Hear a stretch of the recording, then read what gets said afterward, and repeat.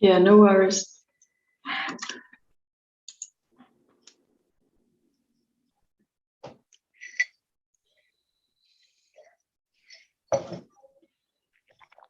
We're live on YouTube. Welcome to YouTube. Weekly live stream channeling is about to begin. I'm going to post in the YouTube chat the information. Oh shit, that's also something that's taking my bandwidth, I bet. How do I stop that? Should I do that? Okay. No, there was just something uploading and I can't be streaming and uploading at the same time. So if you're watching the replay, just fast forward to the good part. Okay, if you're watching on YouTube, there's the Zoom link.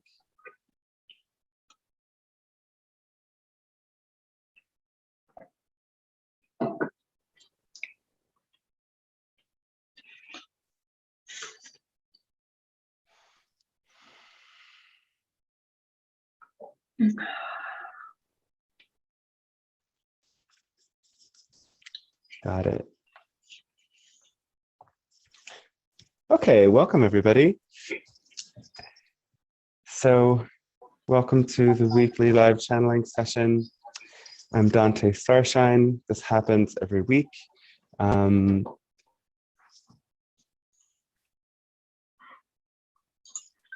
we go. So I channel the Pleiadian Council. Most people who watch this are probably already familiar, so I won't say too much, but I do offer private sessions and a channeling course to deepen into channeling and also your intuitive gifts. It's a channeling and healing course, and there's more information on my website, dantestarshine.com. If these sessions support you, we can go a lot deeper in the private sessions. And also, every other Friday, there is a private group that meets. And because these sessions always go live to YouTube, if there's something that feels more personal that you wouldn't want to have on that platform, these sessions are a space for that. And also, it kind of started as a place where questions can be asked about some of the things that we cannot share on these platforms due to the way the world is working now. But anyway, take a peek if you like, and you can email me, dantestarshine@gmail.com, to inquire about that and register. For this session, you can type your questions into YouTube or to the Zoom room, or ideally you can ask your questions aloud in the Zoom room by unmuting yourself whenever the person before you has finished, just making sure that that interaction is completely wrapped up and giving it a couple seconds pause before you jump in. But I guess not too much, because then somebody could jump in before you. Who knows? But we will get a chance to answer all the questions that people want to ask live, and as many of the questions typed into the comments as we can fit into this next hour and a half. So thanks for joining, and I really appreciate everyone for showing up and being a part of this. If anybody wants to support these sessions that are shared freely, there's a link to PayPal and Venmo in the YouTube chat, and I'll post that at later in the Zoom chat as well, or maybe Bastiani or somebody who has that information can post it while we're in the session. I don't think I'm forgetting anything, but I'll make you the host.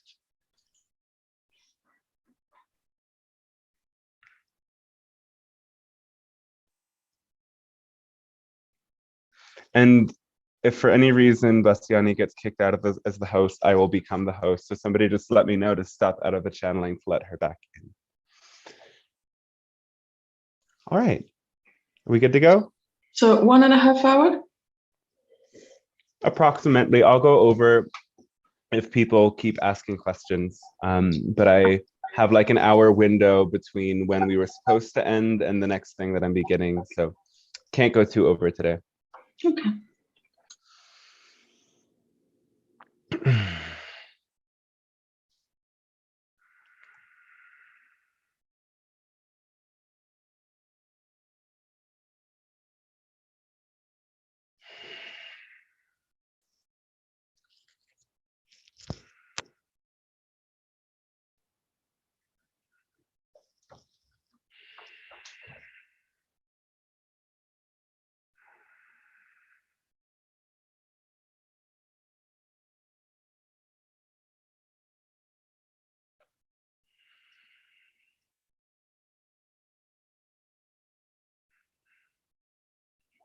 Hello, and we say good day to you this moment of your time.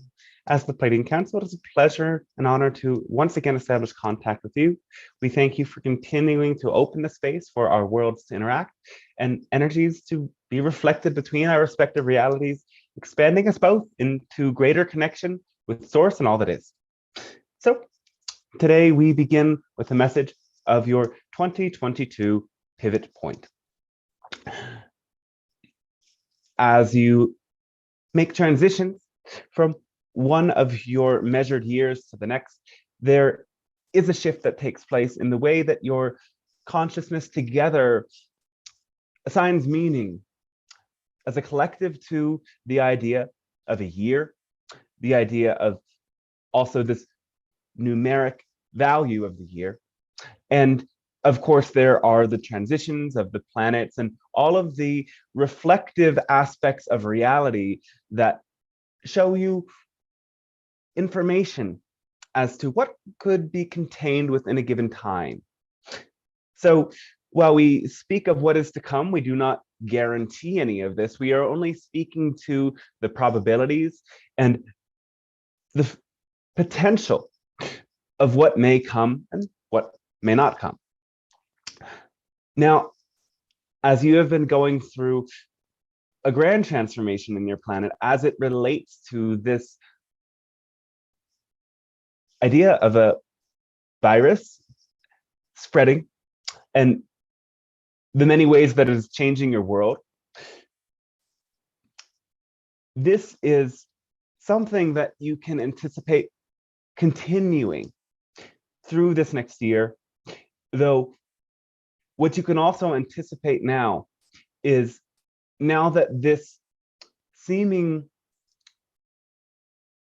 experience of great challenge has brought about many divisions in parallel realities of experience, meaning groups of individuals having many different perspectives and experiences of the same thing.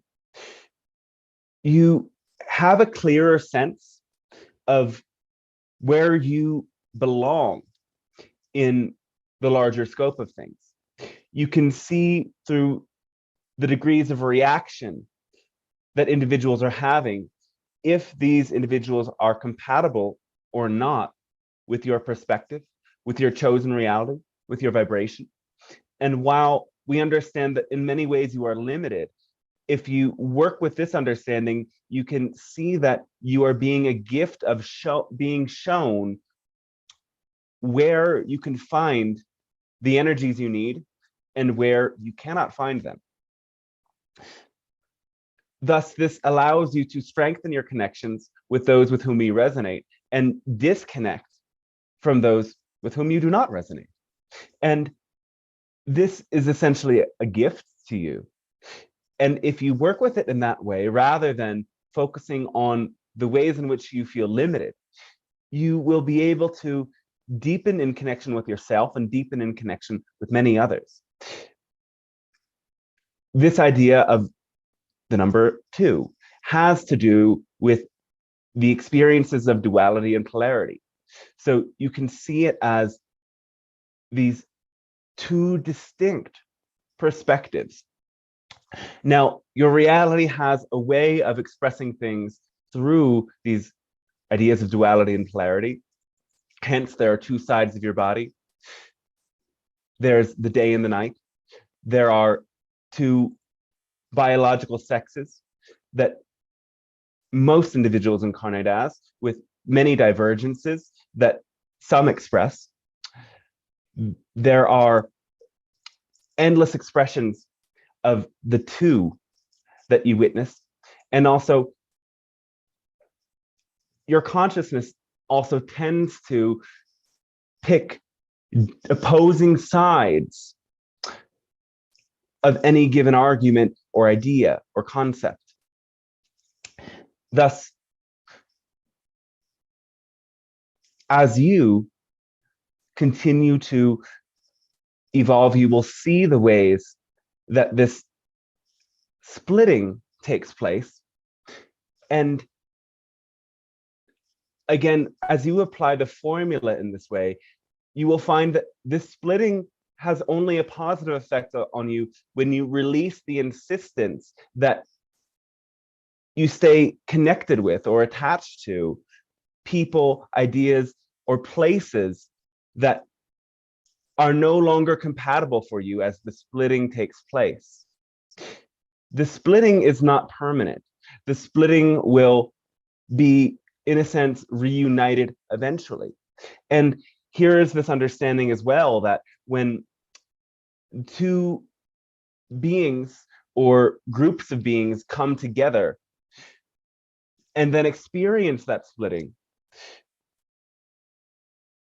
in the splitting, they get to dive deeper into this idea of individuation, coming into themselves, understanding who they are, which is essentially the purpose of incarnating in the first place.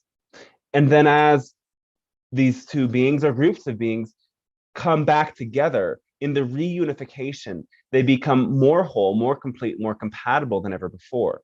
So this isn't to say that forever your world will be this divided.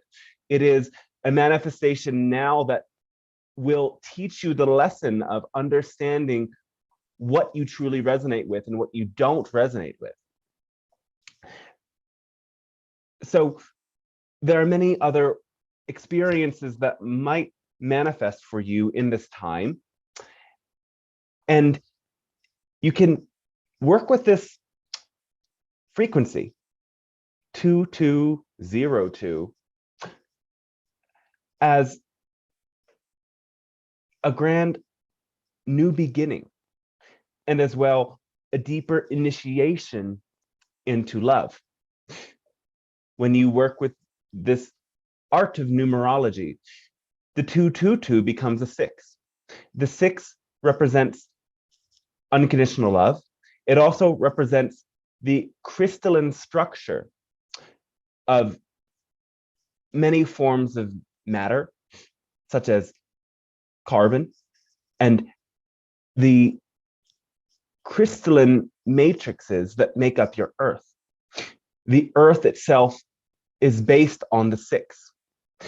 So this is a time to awaken deeper these qualities of unconditional love and the deep connection with the earth itself, understanding that the earth is an embodiment of unconditional love and you are part of the earth, not separate from it, not living on top of it. You are one aspect of this being that you know as earth. And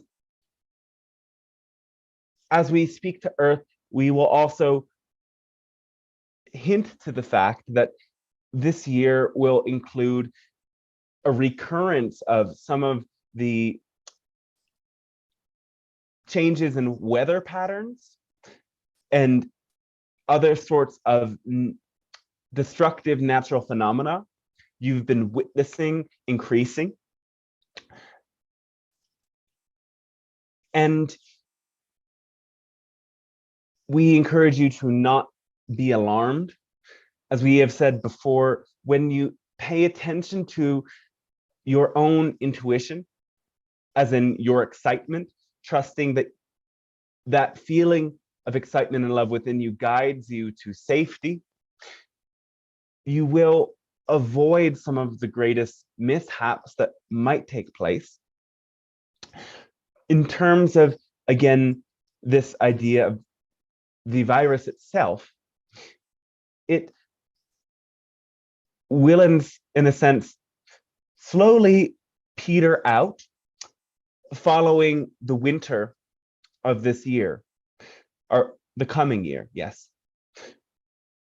And what will not necessarily peter out is the levels of restriction and control. The virus was, in a sense, a permission slip for those controlling forces and governments that already sought to manipulate and take power from the masses in many ways, to continue to do so. Though what is being hinted at by the final meeting of those planets, you know, to be Saturn and Uranus, is a greater resurgence of rebellion. And in a sense, it requires a greater restriction in order for the masses to push back even stronger. So rebellion does not mean putting yourself in harm's way, though rebellion means holding your voice firmly and powerfully, holding your truth firmly and powerfully, finding ways to navigate that elicit greater power within you. Know that, again, this is a way that everyone in your world is being redirected. And as, again, we always point to with this idea of excitement, you set off towards a destination, not necessarily to get to that destination, but to be open to it, your excitement guiding you to forks in the road that lead you to different destinations all along the path. And this can actually bring you to a better destination than you imagined in the first place. So when you stay attached to where you thought you were going, rather than allowing any situation that arises at this time to bring you where you are really meant to be going, you will cause greater suffering and slow down your own process. So all of this is also bringing everyone in their individual way to tap into greater degrees of unconditional love and greater understandings that they do not need agreement with others to find truth within themselves. The ways that you tap into these energies of seeking your own freedom and tapping into, again, greater unconditional love will guide you to all of the connections and places you're really meant to be. There is also a way that you will find that where you are guided leads you to be of greater service, understanding again that service means being who you are, and being who you are is achieved by living true to your heart's excitement. And knowing that when you fully drop into that heart space powerfully enough, you will find the gifts, find the power to create and generate new realities that are better than they've ever been before. So we hope that with this understanding, you can look forward, as you say, in your present to the times to come, knowing that the various challenges you face can continue, but will reach, in a sense, that moment of escalation and liberation simultaneously. And from that point, you will be, yes, in a new reality on a new earth. And the shifts that take place will guide every being to exactly where they need to be and bring them to become the versions of themselves that represent, again, higher connections to source than ever before, if you allow it and if you drop the insistence. So we thank you for allowing this transmission to take place. And in exchange, we ask, how can we be of service to you today?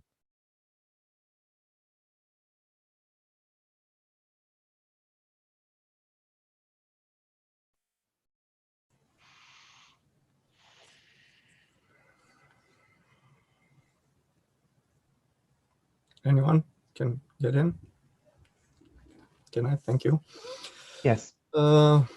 Possibly a quite unrelated question to the actual subject, but I'm curious, in our houses, what would be the best way to deal with, let's say, spiders, bugs, insects, and even reptiles in Australia and such, without being violent to them?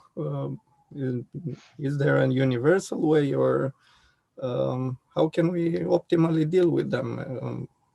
can we put some plants to, or some smells or what? And if we choose to be violent, what is there a karmic repercussion or anything related to the subject I'm interested in? Yes, you can use plants in the form of essential oils, or sometimes in the form of powder or other extractions, as long as it gives off a strong odor. The plants would be peppermint, cinnamon, lavender, those being most potent. And of course, for things like mosquitoes, citronella.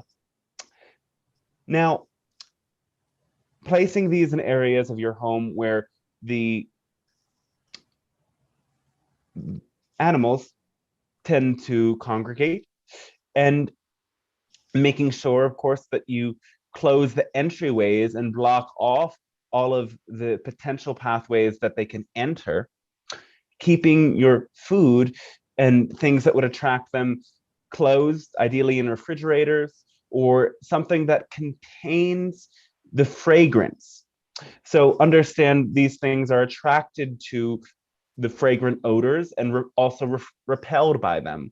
So with trial and error, you can discover from the plants we suggested, and perhaps more that might be local to your area, which actually work for the specific intruders you are having. Thus, if you are having things that you have to capture, you can simply put a glass jar or a sort of bowl of some sort and slide a piece of paper under it and take it outside. So that would be the most humane thing to do. Though, again, if you are dealing with something that could potentially harm you or cause serious illness, then that raises the question of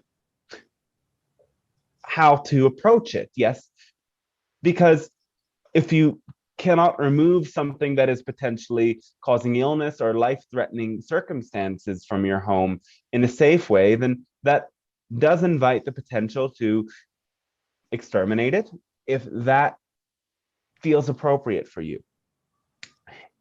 If it is not truly threatening to you in that sense, to take its life, in a sense, causes a karma, yes. It, in a sense, causes that same energy of violence to return to you in other ways. Though when that violence is done as a means of self-protection, the impact it has is minimal, as again, the energy you are putting out is not really violence, it is self-protection from a genuine threat. Of course, there aren't really that many things that are that dangerous to you. They are simply annoying.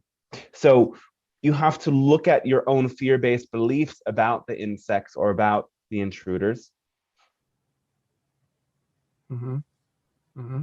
Thank you very much. And the second question, I'm very curious. The 4D, force density plus species that are semi-physicalized, why do they still need to die to leave their body? Yeah, that's the actual question.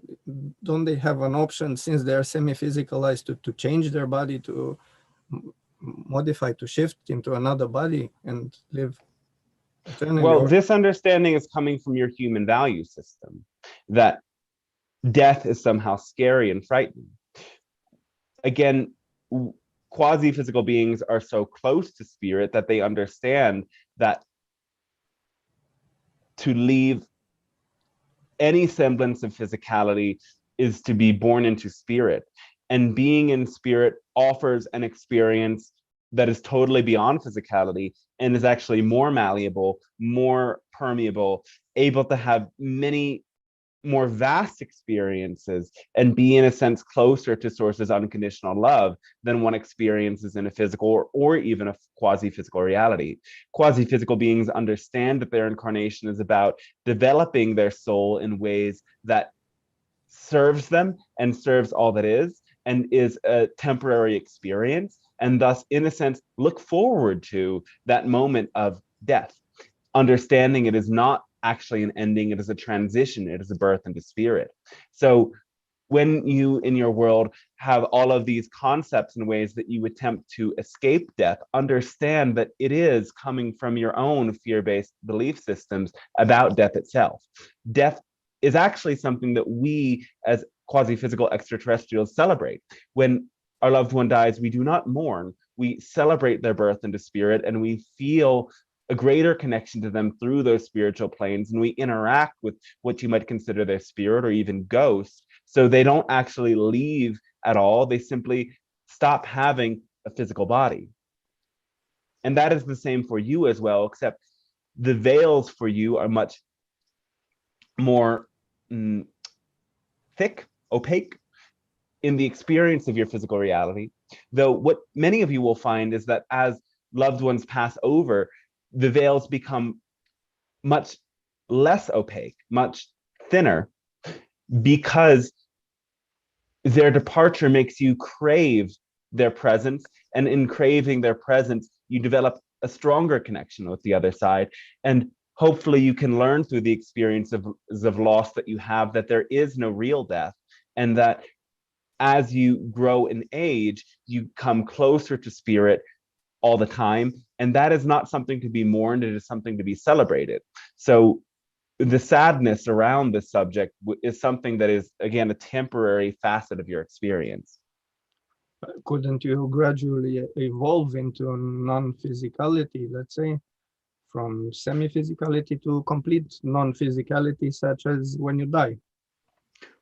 There are some beings that have done this, even in your human world. However, it is very rare, and it is actually requiring many levels of sacrifice.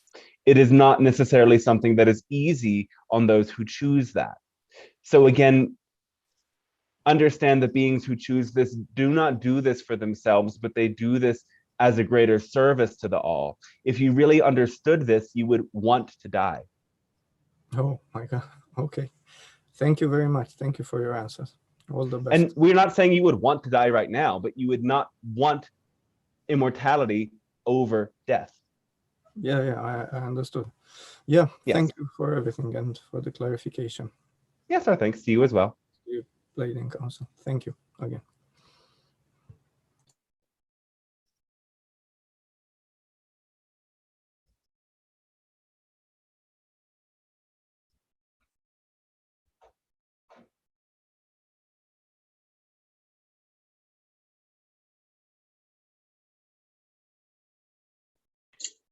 Hello, Pleiadian Council.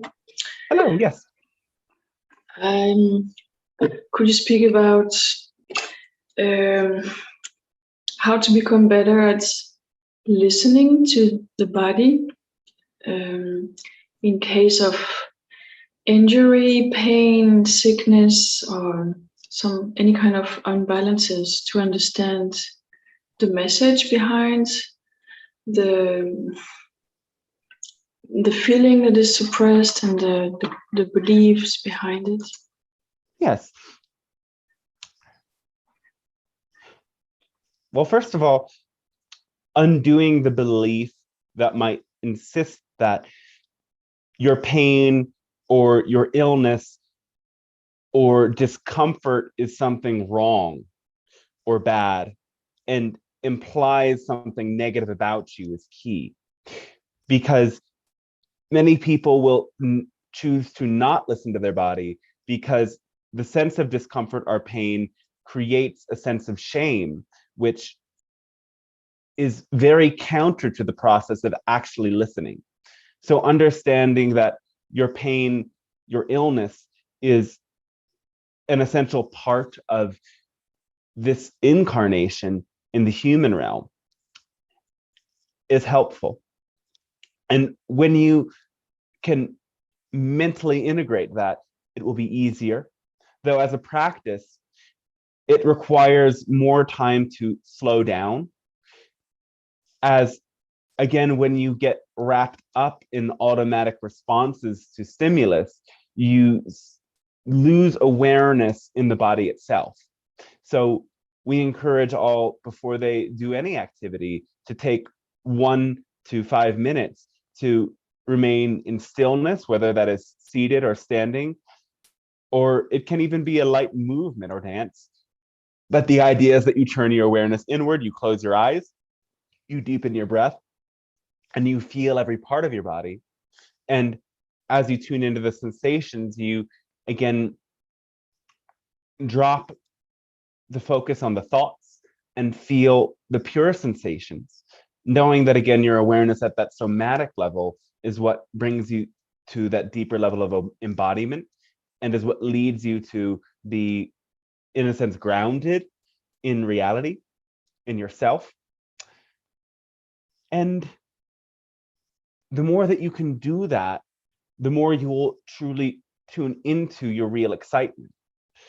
And again, remember that excitement doesn't have to be this huge degree of stimulus that makes you what you would consider manic. That is usually not excitement if it leads to mania.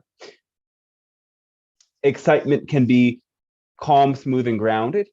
It will always bring you to have a great focus and optimism. True excitement does not lead to mood swings, it leads to stability.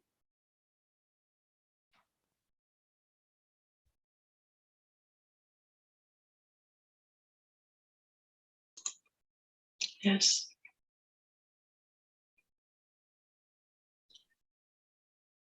And doing this would help to get in touch with what is behind the pain, or the... Well, yes, though understand that that will simply happen if you get in touch with the pain. So awareness of pain with resistance can bring you to make up many meanings behind the pain. If you feel pain and you want to fight it, you will find things to blame the pain for.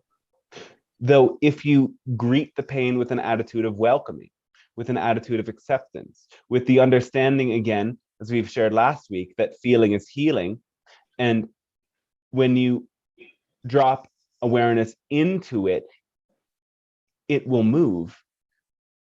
Sometimes the energy will move, and only after the fact will you understand what that was about.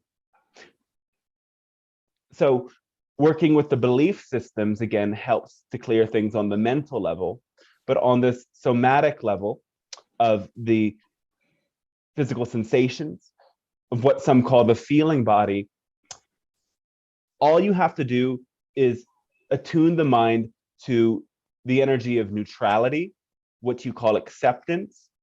And with that attitude itself, the sensations will move. When you can be neutral about the sensations and understand that they are just sensations, you can start to feel how these sensations move and shift through your body. You can then also understand that contrast between moments where you feel sensations and you resist them. The sensations get more stuck, more stagnant, and they feel like they are fixed things in your body, like ice or like rocks that cannot be moved. Though, again, with that accepting attitude, you start to understand the more fluid nature of what those energies are. Yes, thank you. Oh, yes, our thanks to you.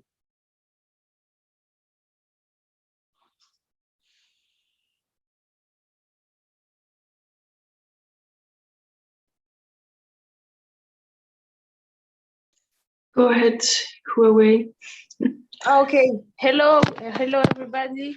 Thank you for letting me talk about the same subject.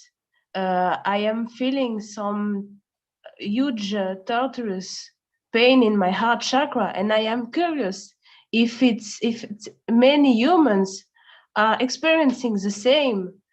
And I am curious to know what it can bring if we allow those kind of stuff. Let's say, for example, I refrain, I don't dress for 1 week, I will get some repercussions, some reflections in my reality. And if I allow, I will get different timelines and different reality. Do you understand? I am curious about this. Can you explain, please? Well, yes. When you resist, you keep things as they are, or sometimes you make them worse. So again, resistance enforces a vibration. And when the vibration remains the same, what you attract will continue to be the same sorts of experiences that are connected with that degree of pain. When you accept, when you allow, the feeling frequency itself will change and transform. As the feeling frequency changes and transforms, your resonance field will also change. And when your resonance field changes, what you attract will change.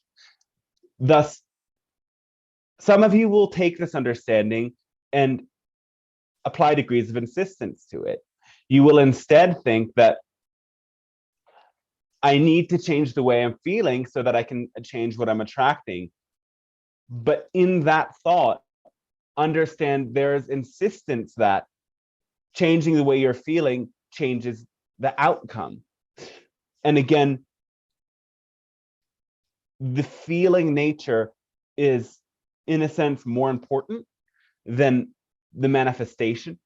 When you can have the same kind of manifestation and have a different emotional response to it, that means that you are in a much different reality, a higher frequency reality than the one you were in before. So you must change your feeling state for that sense alone. That is what true non-attachment means, that you raise your frequency regardless of the outcome, knowing that raising your frequency is of service to you and of service to all. And when you have no insistence that changing your frequency brings different results, it will bring different results. But again, that's why you need to bring your focus into the now, not into the future, because as soon as your mind drifts further into the future, the insistence again becomes activated.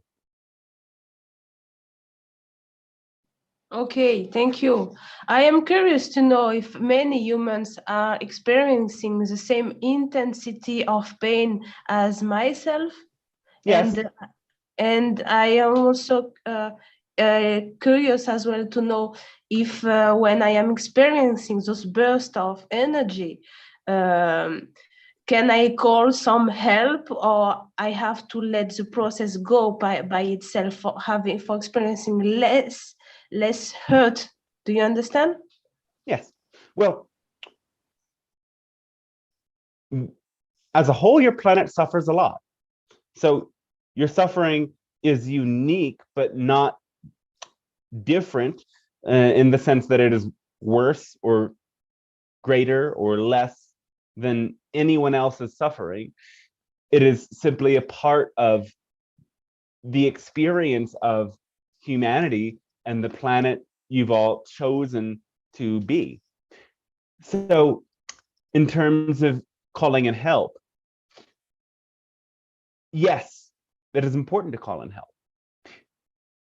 Though understand that you are the one that makes the change. Here's the paradox, is that it is your willingness to shift your attitude, your beliefs, and your focus that will make the difference. But the reflective support of others who can, as you say, hold space is key in the process. Again, understanding that one of your needs is for relationship. And that is why by having a powerful network of friends or community or family, you can heal and integrate energies much quicker. But you must understand that the only people who can help you are those who are also understanding of what the healing process really is. People who do not welcome your pain and instead insist that you shift your focus away from it or get rid of it in some way are not true allies. And this is why you must also understand the support from non-physical allies is also just as helpful. By developing your relationship again with your own guides, you can find support for those challenging healing processes when other people are not available. Okay, so for myself, I am experimenting difficulty to breathe. It's okay. I have to accept and let the process take its own time. Well, accept, but also an act of acceptance might be trying to regulate your breath in some way, or trying to regulate your heart in some way.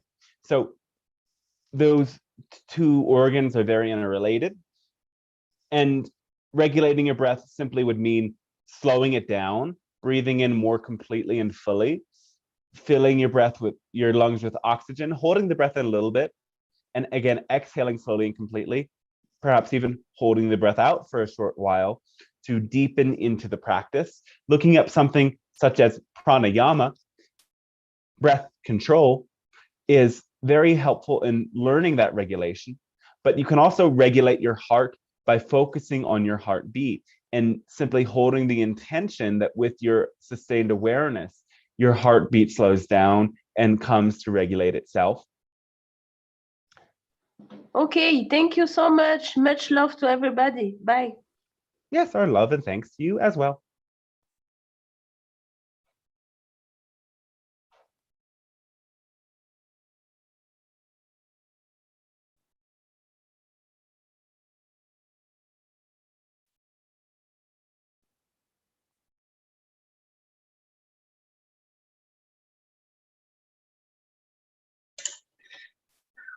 No questions in the Zoom chat? I would have one extra one if it's possible, if no one else. Let us wait until everyone has a chance. Yes. Okay, then Carol, thanks you. You have a Hello. question? Yes, thank you. Hello, Pleiadian Council, and thank you again for this transmission. Yes, our thanks to you. May I ask a question? Yes.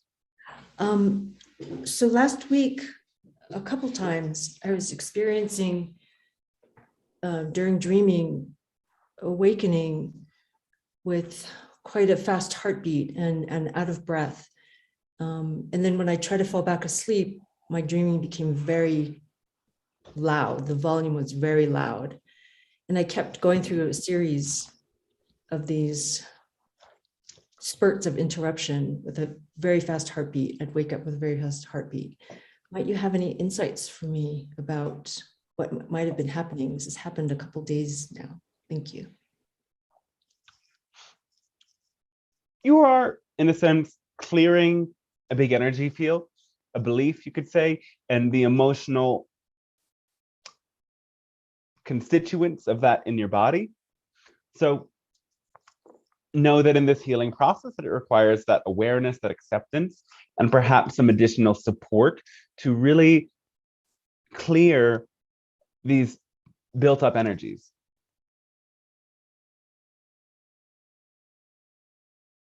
Okay, thank you. May I ask a follow-up question to that? Yes. Is there any guidance about perhaps meditation or anything I can do to help further clear some of those energies or get in touch with what those energies are? What have you been trying to do so far? Meditation, journaling. I have been working on trying to remember my dreams more and journaling when I do wake up and remember. I do practice pranayama, although I'm in high altitude right now and I haven't been able to practice quite nearly as much because it's a little bit strenuous on my body right now. Well, understand that sometimes meditation can be a way to avoid rather than a means of going in. Again, if you meditate with the insistence that what you are experiencing changes, you might simply find that the meditative process either brings you more resistance or it brings you to disassociate and prolong the healing process. So the best thing to do is to connect with healing allies, to have, in a sense, conversations about the emotions you are experiencing, and be with somebody who can truly reflect to you that love and support to go through that process, to work with a sort of coach, therapist, or counselor of some kind can be of greater assistance than trying to fix and sort this out on your own, as it will allow you in a space, in a sense, to create a field of resonance with the other that can help your own field, again, attune to higher frequencies, and also through reflection get to know and see the beliefs and patterns within yourself that are at work now. I see. Thank you very much. Much gratitude and love to you. Thank you, Pleiadian Council. Yes, well, thanks and love to you as well.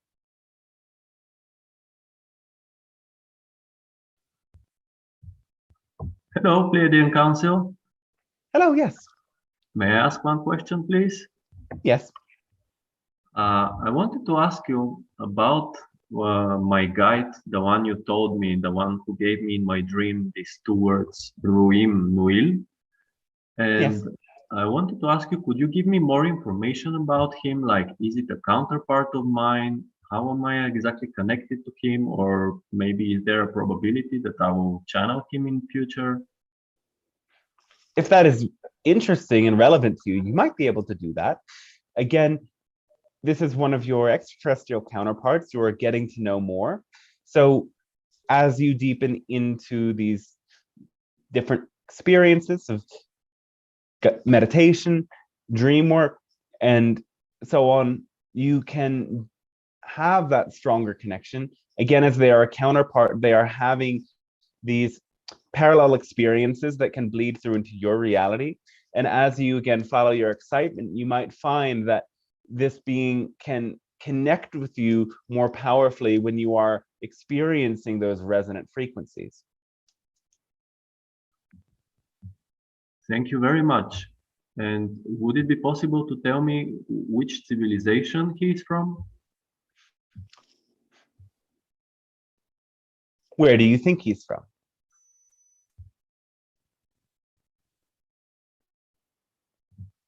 Essassani? Yes.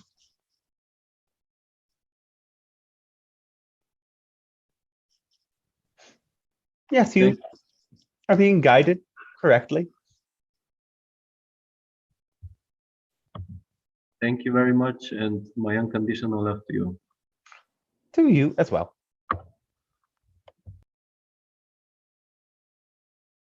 Now, the name that has come through is also something you can meditate upon, or you can use as a mantra, or you can sing it or tone it to call in that energy.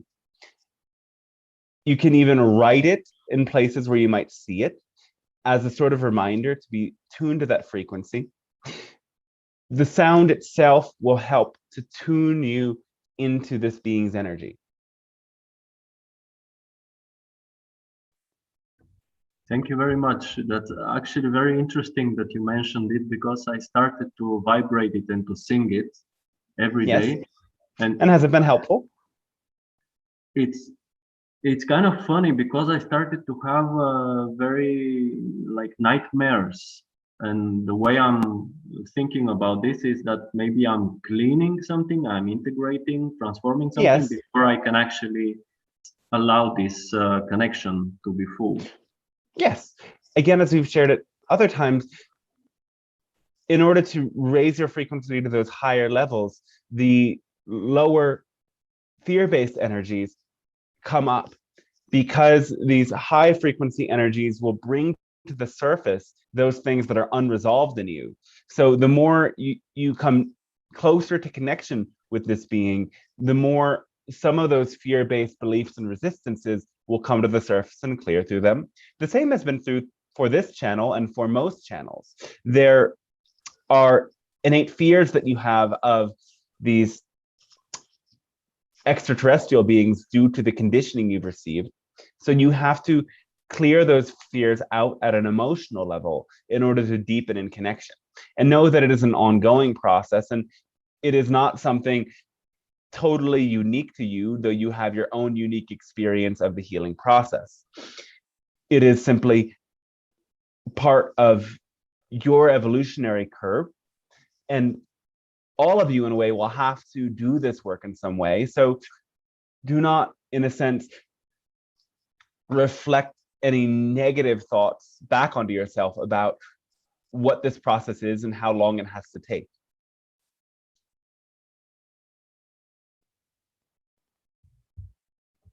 Thank you very much. My love Yeah, and so thanks gratitude. to you as well. And our gratitude is reflected.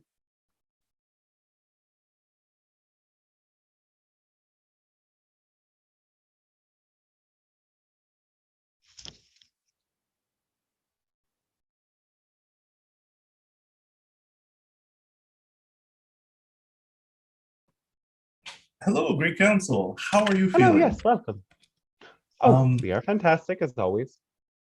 That is epic. I'd have a question. Something that happened this morning as I was waking up a tad bit later than usual, what woke me up was as if I was hearing somebody asking me for a cigarette. And then, I just kind of woke up. I had an idea that it could be a person that was familiar to me around the same street. And when I started walking, not at the corner that I thought it would be, but at another corner, some completely different person asked me for a cigarette. That kind of freaked me out in a sense, in a positive way. But what is that all about?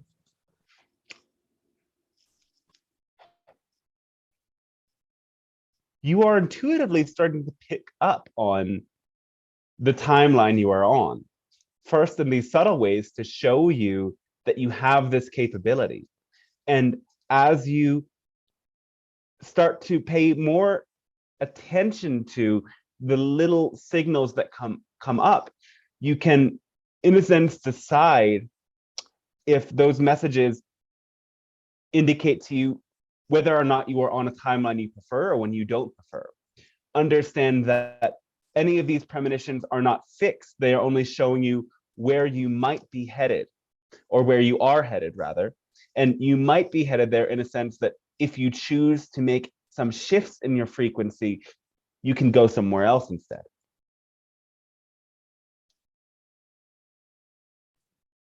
Thank you. How would one make, could I get a bit of a description or explanation on shifting one's frequency?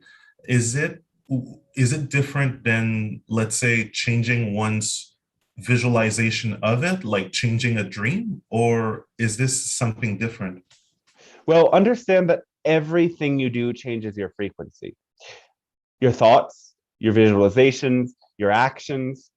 Actions and words change your frequency much more than the subtle things, but the subtle things also change your frequency entirely.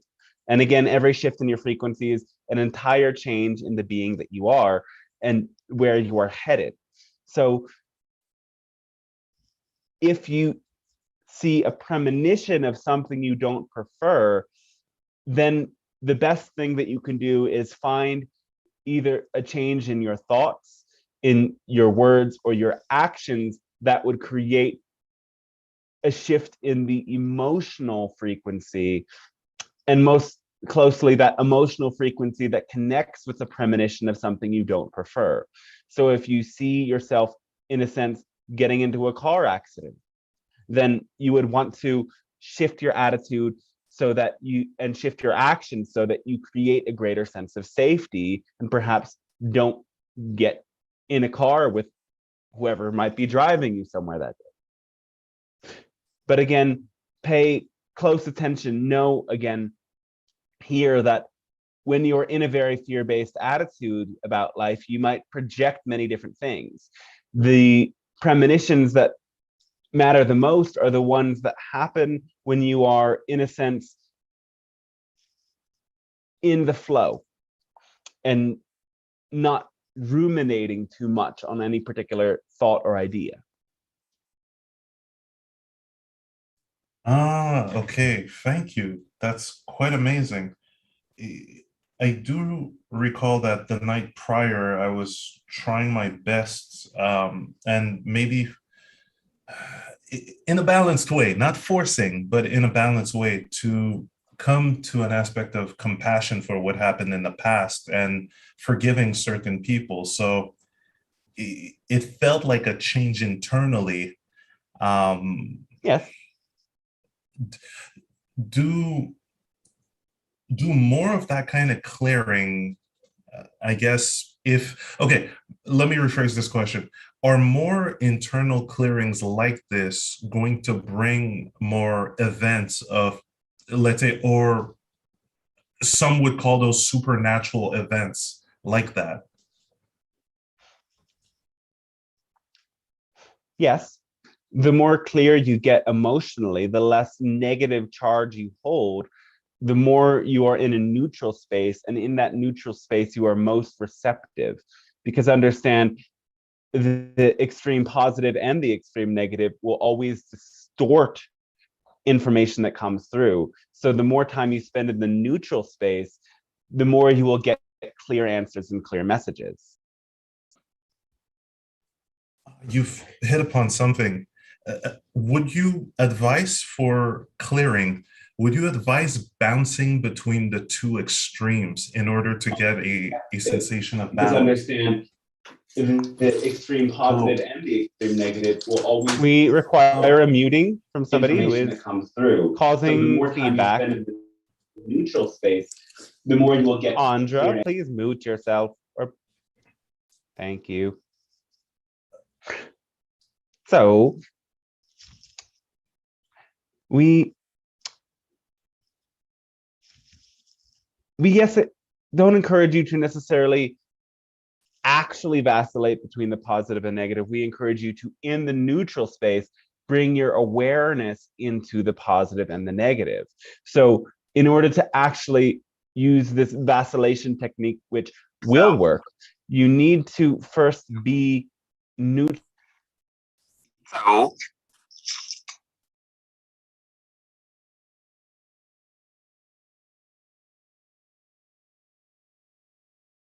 So Oh, sorry. There's the channel is muted for a bit.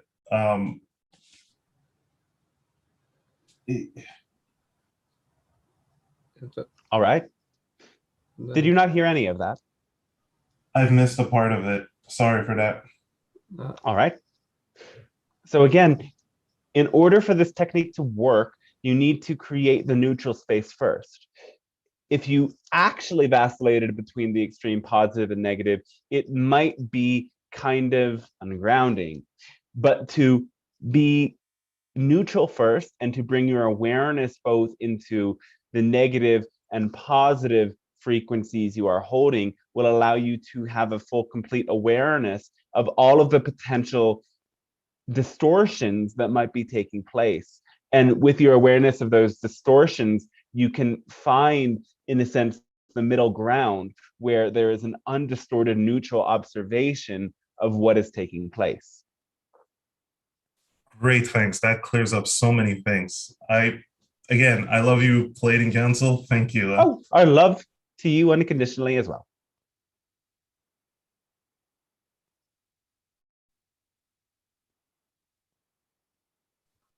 Hello, dear friends. Hello, yes. May I ask a question? Yes. I am passionate about creating PR concepts. Some of them... Creating what? Creating PR concepts. All right. For companies, and some of them contain a character. For example, I was asked to build a creative concept for a candy brand, herbal candies. And I Yes. created a concept with a fairy named Lila, an elemental being. And of course, we hired a model, we made a photo shoot, and so on and so forth. But I was curious about this creative concept. Is this fairy, is this elemental being? Because I know that any idea that we have comes from our higher mind and probably exists on some level. So I was Yes. wondering if this fairy, if this elemental being actually exists on some level. Yes, they do. And now that you give life to them, in a sense, this being can interact with many more beings. They might not necessarily consciously be aware of that interaction, though some of them will be. Thank you very much. My love to you. Our love to you as well. May I ask a question? Yes. Thank you. I'm selling my parents' house, and an opportunity came suddenly, and I took it, and I have to leave in 4 weeks from now. And I'm not exactly sure where I'm going. I thought I would go to Southern California, where I have friends and family, so I can feel that love, you know, as I'm transitioning. And it seems like it's hard to find places there, that there's a lot more demand than supply. And I'm just really hoping I can find the perfect place for me and my cat. And, you know, perhaps I'm questioning whether or not that's the best place, but I thought, you know, I just want to go where I know people. I could go back, you know, the Portland area, but doesn't seem right to go north for the winter.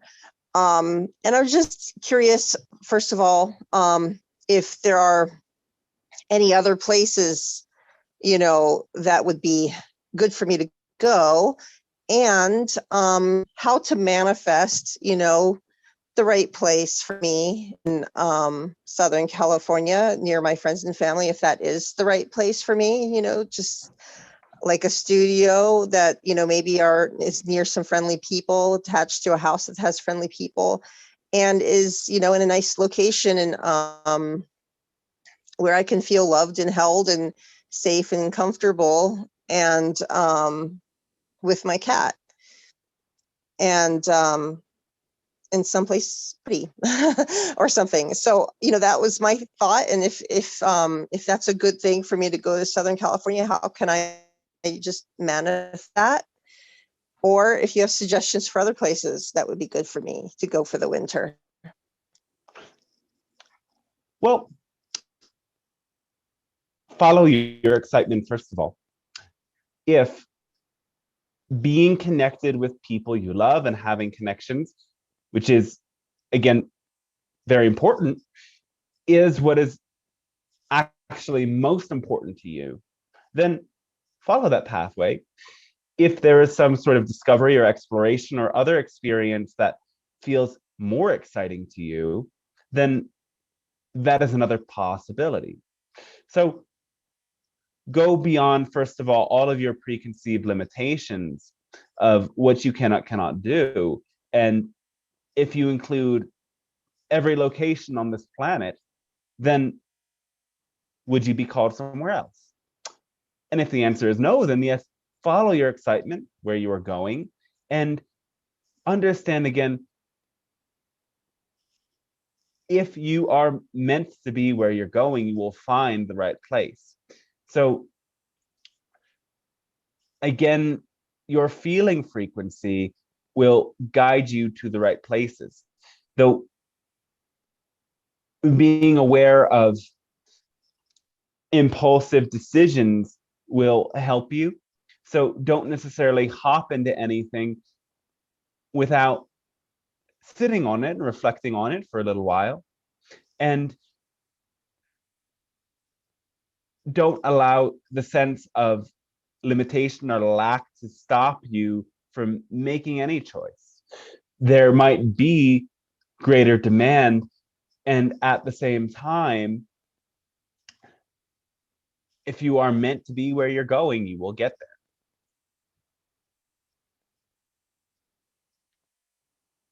I feel like I am. I feel like this is the place for me to go. This is the one that makes the most sense for the winter. Yes, then follow This your is passion. where my heart is being drawn. Yes, then follow your passion and trust, and don't get fixated on the outcome. Know that as long as you're in the area you prefer, you will be able to make the connections you prefer. Yes, and I've been really wanting to do this through word of mouth, like asking my friends and family to, keep an eye out for me. I am also looking on Craigslist. I am also like looking to see, through strangers, but I somehow feel a little bit, what do you call it? Cautious about, going, I want to do it through a connection ideally, but I guess it's okay to do it through strangers. Like, do you see it being good? Like I would find what I needed if I did it through strangers? As long as you're following your Like excitement, you will eventually get where you're supposed to be. Great. You have any other advice on this matter for me? Well, open up to many other avenues. There are other websites, other platforms, other ways to find places. So look at all of them and stay optimistic and open. And then about the challenge of not, of moving from my parents' house and not knowing where I'm going yet. Is there any way to stay emotionally balanced with that? Has the universe ever let you down? Ah, good one. Thank you so much. That's a good one. Thanks to you as well. The universe has not. Thank you. All right, then continue to trust and know that, again, facing the unknown can be exciting as much as it can be uncertain. It simply depends on your attitude. If you trust in the unknown and celebrate it, it will be a much easier pathway to take. And again, know that as long as all of your needs are met, which you can easily do, you will thrive even within uncertainty. Thank you for those reminders. I really appreciate it. Oh, great. Thanks and love to you as well.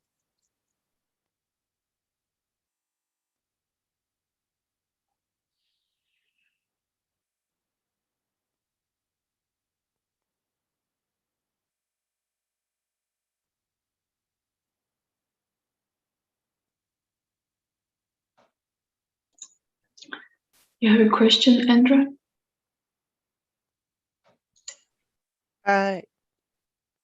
Yes, I think that I do. Hello. Hi, may I ask a question? Yes. I have on and off for most of my life, but more recently having visions and hearing voices speak. It's usually one voice, but it's many speaking through one voice. Yes. And one of the things that I've heard over and over again, they keep asking me to seek out that which is unfamiliar so that I become, the fear moves away from that is what is different than what I have known before. And with this, I see faces that look vastly different than what I've ever seen before. Yes. And it feels as if it is preparation. Yes. So can you think of a place or a community or a sort of initiation that calls to your heart, yet feels very foreign?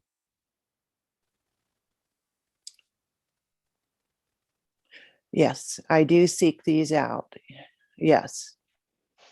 I'm doing things that I have never done before. And how does that process feel for you? I am keenly aware of resistance. My body normally tells me that I'm resisting. And so these are usually gifts for me. When I feel resistance, I say, okay, yeah, there you are. Let me be with that.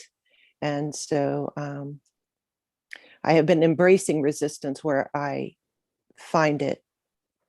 And that seems to work pretty well. There is still it feels like a stuckness, like I'm still, I'm feeling a stuckness, and it shows in little ways too, where I feel the momentum slows and I get a little bit stuck. And I've even tried to embrace the stuckness, but Yes. it is an undercurrent. So within the stuckness, can you recognize what belief keeps you in fear of what is unfamiliar?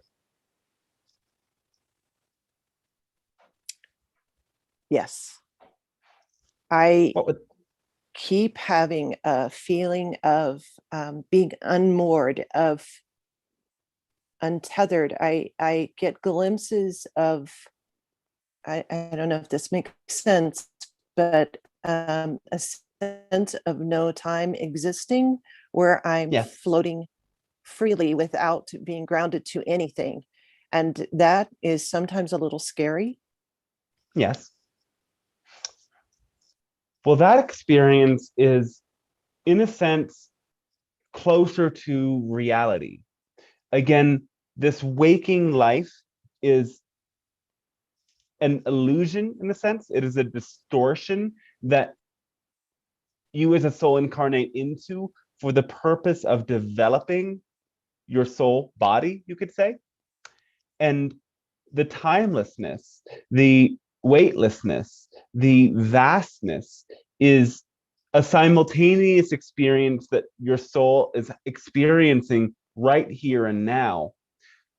It is only that your focus and attention on the material plane prevents you from understanding and integrating that experience. Though it is possible to simultaneously experience both the grounded physical reality and the weightless, timeless, endless, non-physical reality. And it is possible to go, in a sense, back and forth between the two experiences at will. In a sense, when you sleep, you go into that experience already. And thus, the desire for vastly different experiences is, in a sense, bringing you to have that greater spiritual surrender, though all of the unique, different things that you are attracted to have their own frequency. It is not necessarily that you simply need something different. It is that all of the things that you're attracted to and calling in are offering you a new frequency, a new understanding, a new reference point from which you can have a different perspective. So it would be helpful to remind yourself then that you can be both physical and non-physical. You can be both material and spiritual. It is only a distortion that you perceive that you are only one. And actually, this idea of grounding that is so common for you in your world is a distortion itself, because when you surrender into spirit, you actually become more grounded. When you surrender into timelessness, you actually become more grounded, because again, those dimensions are, in a sense, closer to the ultimate reality. And when the fear exits your system, that surrender allows you to relax into whatever you're experiencing. So grounding is less of a control and more of a surrender and relaxation, counter to what many of you believe about it. Yes. Thank you. Thank you. Thanks That, to you as well. all right. Thanks. Anything else about this?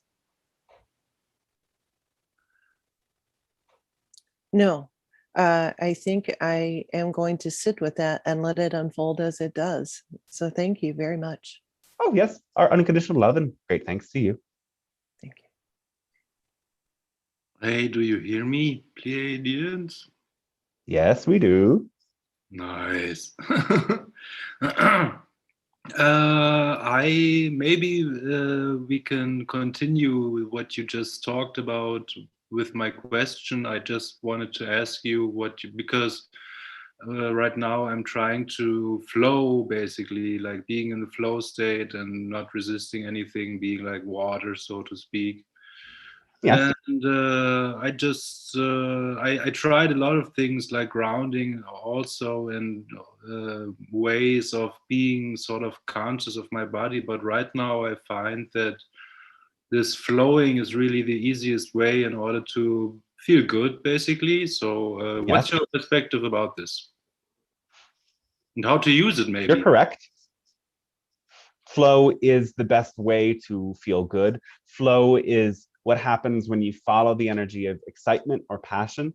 Flow is an evolving experience that brings you closer and closer to your source self, you could say, and raises you into higher frequency energies. You simply just want to flow into things that are genuinely exciting for you, because sometimes some of you will flow into things that feel exciting but are actually not really exciting. They are rather anxiety provoking.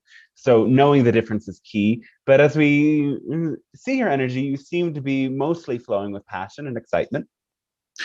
Yes, I feel so too. I even made a video today. I made a YouTube video talking about first contact and about how different people have contact experiences on different levels and so on. And so yes, that moment that I was following my excitement, and yeah, it was pretty natural. I wonder if anyone will see this video. I know one person has already seen it and wrote a comment. Yes. Well, again, understand that following your excitement doesn't necessarily mean that the outcome has to bring you to impact so many people. Sometimes what you're excited about is simply a way that you get further clarity in your own self, further understanding of yourself. And that excitement is a momentum building thing. So the more time you spend in that excitement, the easier it is to maintain the higher frequency energy that you arrive at through excitement. Yes, okay. Okay. I wonder if I really understood you correctly. The last thing you said the more I stay in my excitement, the what? The easier it becomes to maintain that frequency. Oh yes, of course, because it's like, I guess it's like building a pattern, right, of energy in a way. So yes, so that you reinforce in this case, in my case, maybe the positive patterns that I already built or whatever. I don't know. Yes. Yeah. Again, your energy body works through patterns, and the beliefs are patterns. They maintain you at a certain level of frequency. Though again, the more you follow your excitement, the more your beliefs inevitably change. Thus, as your consciousness reaches these higher levels, momentum is the ability to maintain those higher frequency energies. Whatever frequency you vibrate at, your system will naturally be drawn back into that frequency. Thus, if you can sustain a high vibration frequency by following your passion for more of the time than not, you will automatically be able to move back into that frequency at will, or even unconsciously. It will become second nature to you to be at that frequency. That sounds nice. This flow thing seems to work pretty well.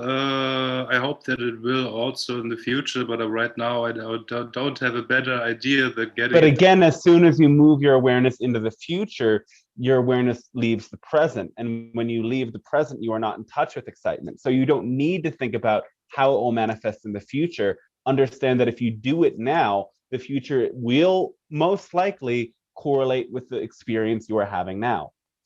That's tricky. I mean, it's I guess. No, it isn't. You're making it tricky. All right. I mean, I'm attempting to be in the here and now and in the moment as you cannot attempt to it. You can only do it. I see. I do it. Okay, then I do it. I do it. I do it. I do it. I do it. I do it. You do it whenever you focus on your excitement and act upon it. Yes. Because again, when you're doing something exciting, the future does not matter as much. Even if what you are excited about doing now can lead to some great outcome in the future, if you're truly following your excitement, you're more focused on the process right now. Okay, I lost you for a second there because of the connection. Again, if you're truly focused on excitement, even if what you're excited about might lead to some great outcome in the future, it doesn't matter because you're so immersed in what is exciting right here and now. Right, and I mean, I guess I'm not the only one who is like projecting into the future, right? I mean, a lot of people. Most certainly not. That is what is more common for all of you on your planet. Though those of you on the leading edge are making it more common for yourselves to be in the present rather than in the future or the past. Yes. Yeah, I mean, you already touched, already told us for the collective, right? So yeah, I would also make room for someone else. All right, yes. Thank you very much, by the way. You are very welcome. Thank you.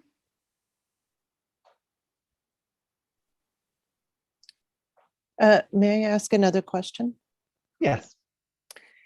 I have noticed whenever certain beings come in or certain frequencies, they're much higher frequencies, the body seems to react. And so I noticed I get very queasy. Yes. I think the energetic body feels a little uncomfortable. And there's always this transition that I go through as I guess I'm trying to bring my frequency up so it's not quite so uncomfortable. Is there a way to do this a little bit better where I'm not so queasy? Well, first of all, don't insist the queasiness goes away.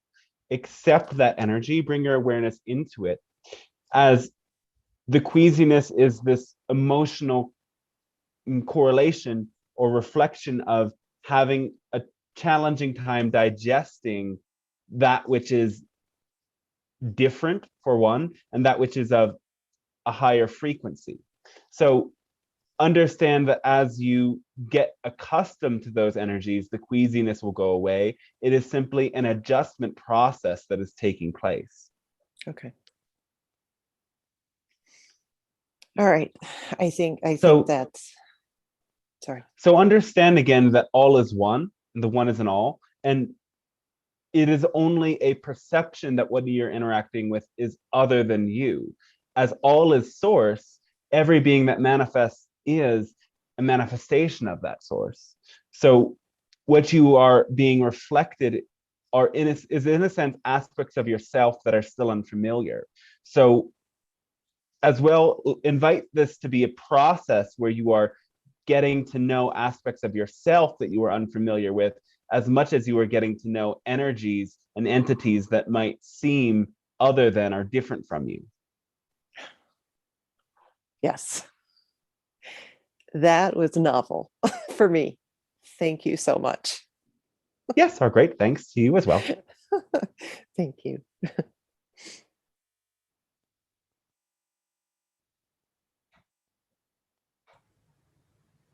Could I also ask another question? Yes. Thank you. saying that, let's say that I'm attracted to a person, and only, let's say, 70% of her personality is as I would like it to be. Is there any way, and how would that be a way to attract a different version or a slightly different version of that person in my universe? Well, you have to first ask yourself, is that in this perception 30% that doesn't resonate with you simply a reflection of parts of yourself that you have not owned or integrated? Oh, of course it is, but so if you want to have a different experience of the other person, you have to own and integrate the energies that you do not prefer, or in the sense, it is not that you don't prefer them, it is that you have resistance about them. You have negative beliefs about them. So if you can, again, see this dissonance as an outer manifestation of your inner dissonance with parts of yourself, then you can integrate those energies within yourself. And then you will have a different experience of the other person. And could it be that those 30% are not really a reflection of what I still have to transform within me? If you do this investigation very thoroughly and you find the positive aspect of traits you consider negative, and you still feel a dissonance, then it simply could be that you don't resonate with that person fully, despite the fact that you were attracted to some aspects of them. Though, if you are in true unconditional love and acceptance, you can, in a sense, have a neutral experience of every other you meet. That doesn't necessarily mean you want to be in a relationship with them or live with them or even be their friend, but you can have a neutral experience of them. Oh, but I'm also very physically attracted to, maximally attracted to that person, and only these 30% of which there might or might not be a reflection of, or I might already have transformed those things. And I was wondering if there's a good technique to change it. For example, imagining that version of that person or feeling it already existing or something like that. Well, you cannot ever change the other person. You can only change yourself. So you can imagine a version of yourself that does not have resistance to those parts of that person. And you can also, in a sense, if the things that the person is doing is really, truly negative or disruptive, point them out, illuminate them, bring their awareness into them. And again, if these traits or qualities are things that you, after thorough contemplation, cannot bring up to the other person because you understand they are your own judgments, that is a sign that, again, you're only experiencing a reflection of yourself. But if it feels as if these traits are something that you could help the other person with, then the path of least resistance would be to talk about them. Mm-hmm. Mm-hmm. Perfect. Thank you. Very enlightening. Thank you very much. Yes, so thanks to you as well.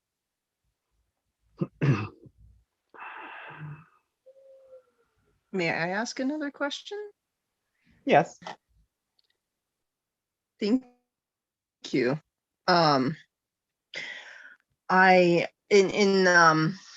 my path right now, I made a choice to sell my house quickly, more like as is, for less money, which I still struggle with that choice, rather than, put a lot more time and energy and money into the house to get more money for it. I must have been feeling like there is something on the other side of this. I've been so involved with, parents' estates and the house for a year and a half, and my kind of comfortable rut here. It is hard for me to let go of the house and being a homeowner and, going into the unknown. I must have chose this because I had a sense that, you know, I wanted to start my life. You know, I wanted to, you know, be free of this and start something new. And yet I am having trouble connecting with that newness. Sometimes I regret this choice to go out so fast and without knowing where I'm going yet, or having a place yet, and having a deadline. And I'm wondering if you can offer a glimpse of some of the wonderfulness, you know, what kind of path am I on? What is my soul needing right now? Or how can I find my next steps? How can I find my soul tribe and my next steps, and, you know, the next steps to a beautiful life? I felt like coming to Southern California would be a good next step, just to be near friends and family, and to get some rest and rejuvenation, and, you know, sunny beaches and enjoyment and things like that. And I just would love some help visioning, like, if you see some wonderful things for me, you know, on a path I can create, or that's on my path for me, so I can look forward to Again, this you are move. creating your path. We can't tell you what your path is, but we can reflect to you again that you have chosen this because where you are at does not resonate.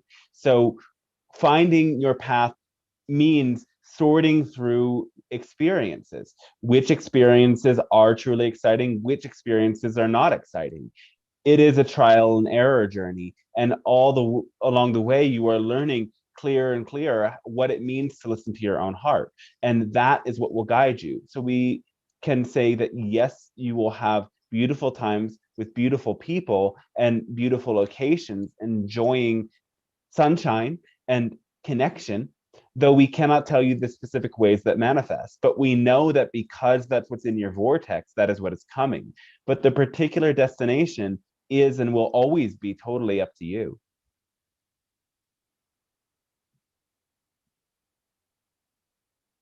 Yes, the destination.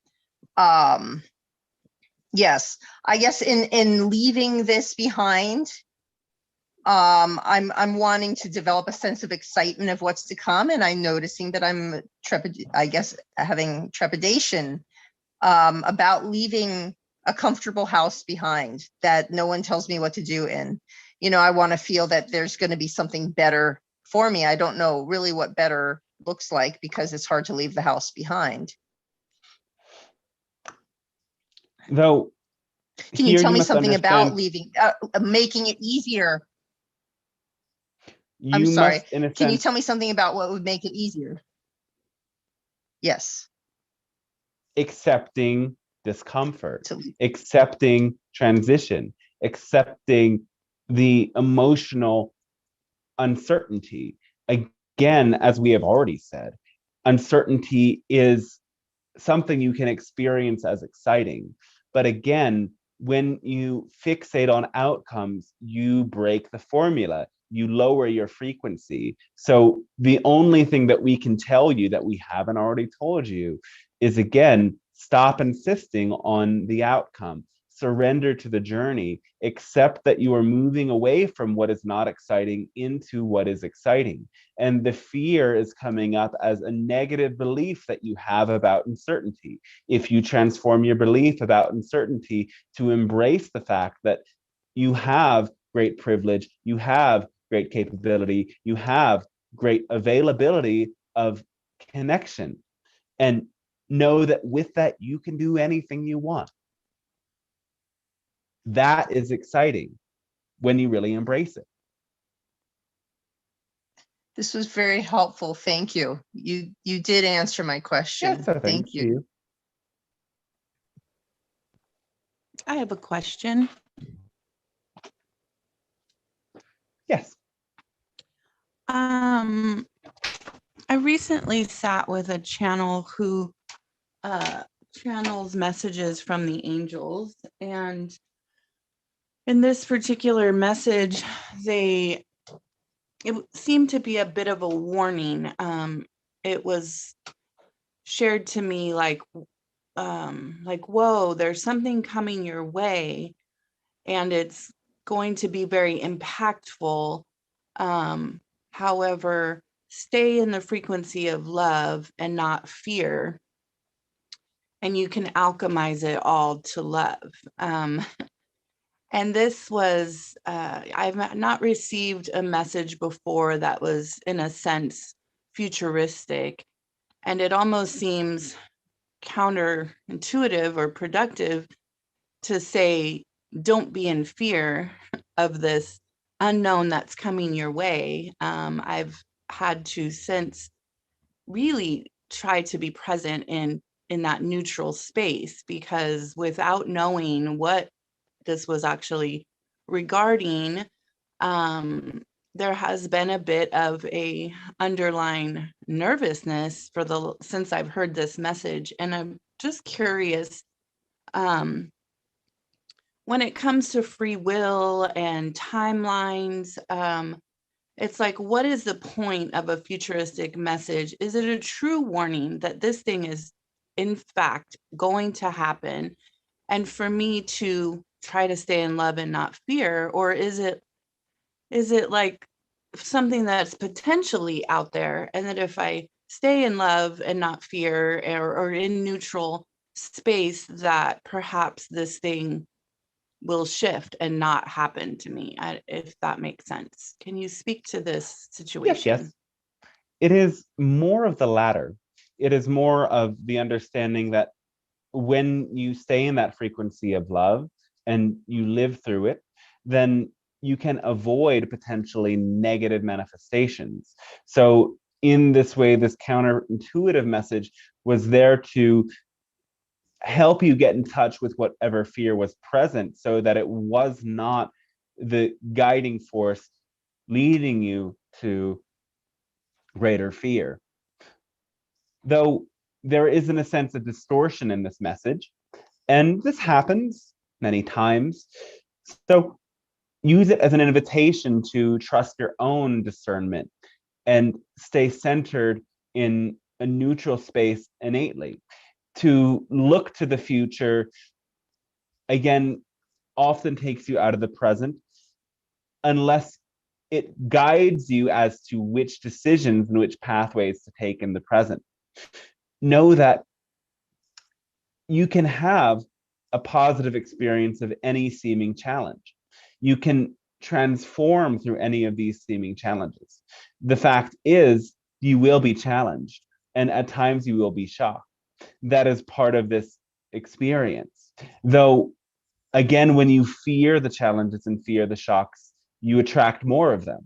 So when you have a neutral attitude, understanding that life will always bring you these surprises, it can allow you to have easier experiences when there are those bumps in the road, and potentially avoid the bumps in the road altogether by taking a different route. Yes, that makes sense. Thank you. Oh, well, thanks to you as well.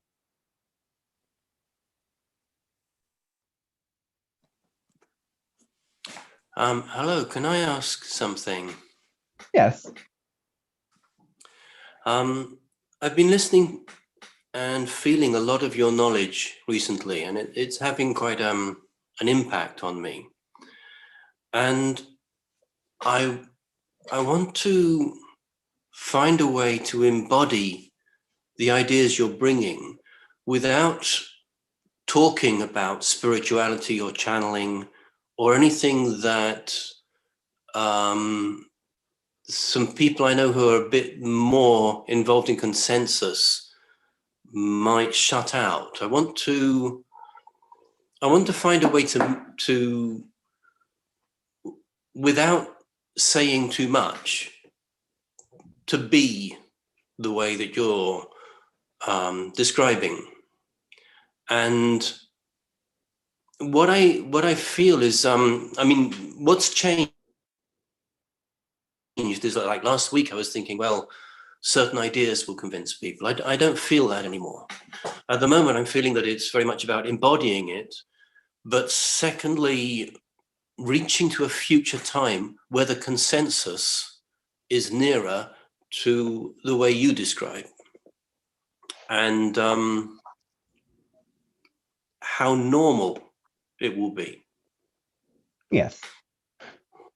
Well, to answer the question directly, you can talk about positive emotions, about the feeling of passion and love, and that to be living that feeling of passion and love supersedes outcomes. This, in a sense, while it can lead to experiences that are supernatural, without necessarily having to believe in that, does not, in a sense, come across as woo-woo. It comes across as emotional awareness. So if you speak only to the aspects that have to deal with emotional awareness and placing more emphasis on emotional outcomes rather than physical outcomes, then this can be translated to many. However, with that said, take a look at how converting other people has worked in your world. Take a look on the impact that has had. Because again, to convert somebody can, in a sense, be in a manipulation, or in the worst case scenarios, even a way that you push them to go against themselves.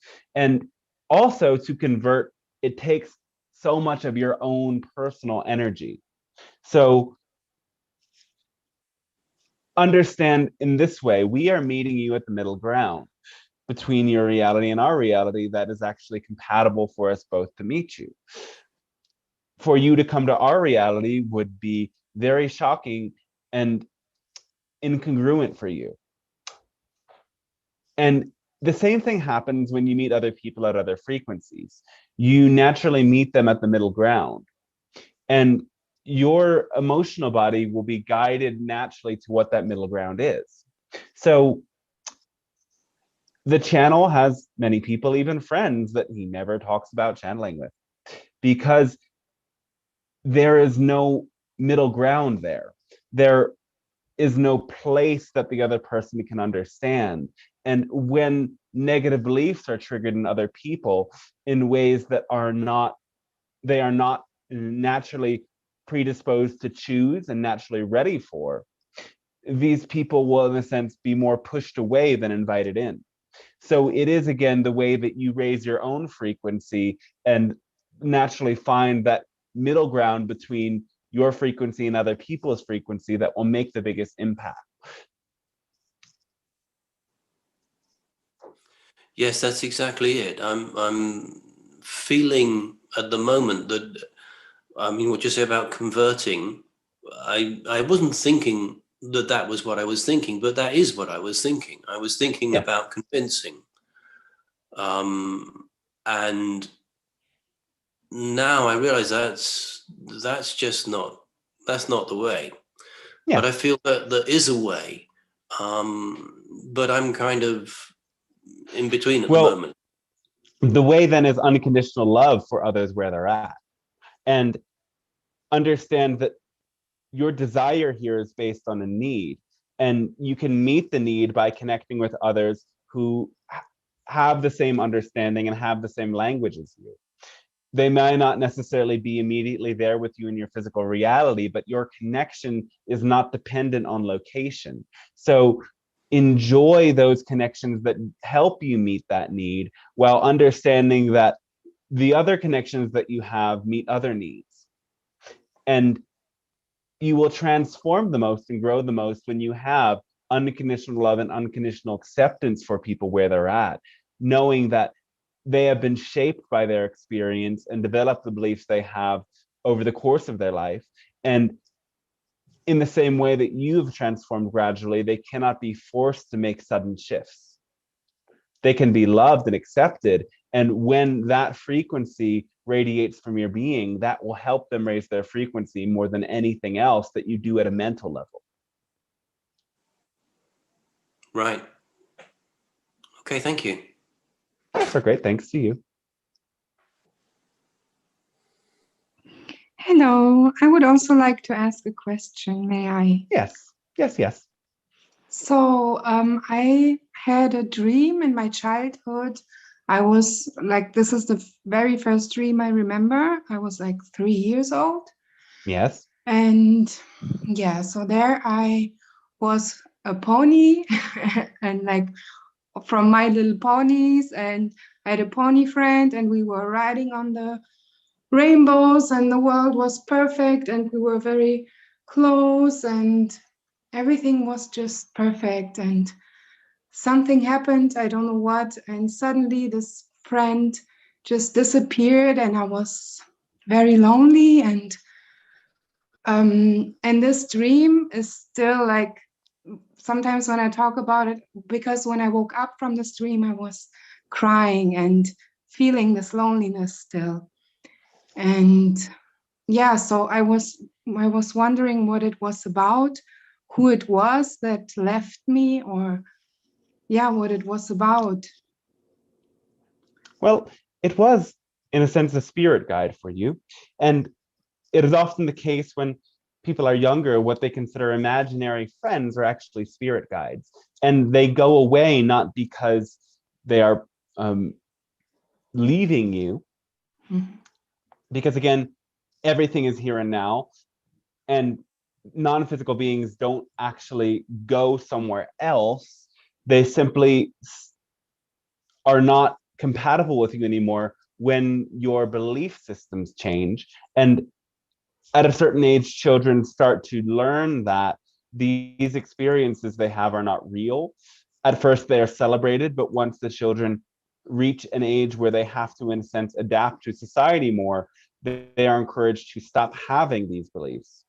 So once those beliefs are integrated, that these things aren't real and aren't possible, then the experiences stop happening as well. And in a sense, this dream was representing that transition from a point when you believed all of this was possible to the point that you were indoctrinated with the sense that it was not possible. So if you want to get back into that fantasy magical land, and it isn't really a fantasy, that is in a sense how you've come to describe it. It is a real experience of an astral plane. If you want that again, you simply have to believe it is real, it is valid, and it has a purpose for you. And as you integrate that belief and undo the conditioning that you had, then you can spend much more time in realms of this nature, as long as you use them in a sense to charge yourself up to follow your passion in physical reality, which you incarnated into for a reason. So I can, yeah, that means I can connect more to my dream world and make it more real. Yes. Yes. But yeah, but this feeling of this loneliness, I always thought it wants to tell me something, or what, because it's it's something I experience a lot in my life, this loneliness. And yeah. Well, it is telling you that you are, in senses, isolating yourself. And one way that you're isolating yourself is by not by believing that these connections are not real or possible. Again, you can undo the isolation by believing in the reality and the existence of the astral planes and the spiritual realms. And also, you might be creating more loneliness by not necessarily reaching out or connecting to others, not putting yourself in situations where there are other human beings around you that make you feel loved and supported.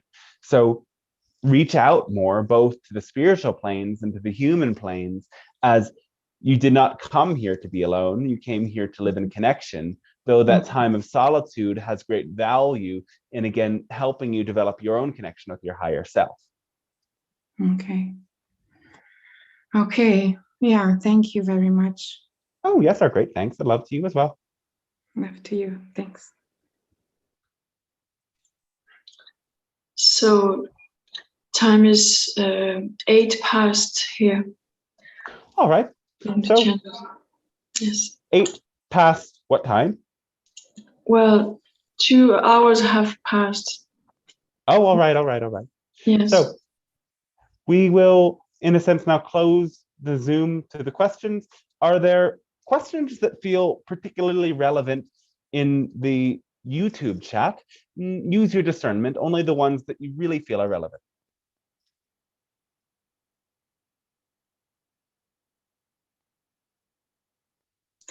Yes, one question has come. Let me see. How can we be in open communication with angelic beings? I think one spoke to me once. One way that you can do this is by inviting their presence in. Know that all of these beings are interpreting your frequency and hearing your thoughts and invitations. So you can start your day by calling forth your spiritual guides, if they are angelic, extraterrestrial in nature, or of the fairy realm, nature spirit realm, any realm, ascended masters, your ancestors, and so on. Call them in. You can do it with a ritual, or it can simply be a little prayer that you say inside of yourself. You can also do this with a meditation. The simplest one we would encourage you to do is to bring your focus to your heart center and picture a golden stream of light that goes out and beyond through the galactic center. Send your love through that stream and imagine and visualize great love pouring down from the galactic center into your heart and filling your body. This visualization is also a powerful permission slip to call forth this angelic energy in. Of course, as these beings are of a high frequency, you have to continue to raise your own frequency to match that level of energy. And as you do that, you will, in a sense, be able to receive more and more messages from them.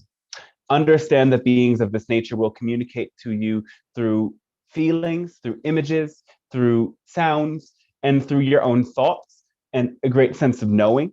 You can often feel this as a sort of rush of energy that comes from your crown chakra or your heart chakra and moves through your body. And once you have these experiences, you can accentuate them by focusing on these parts of your body and remembering the somatic experience of these connections again and again.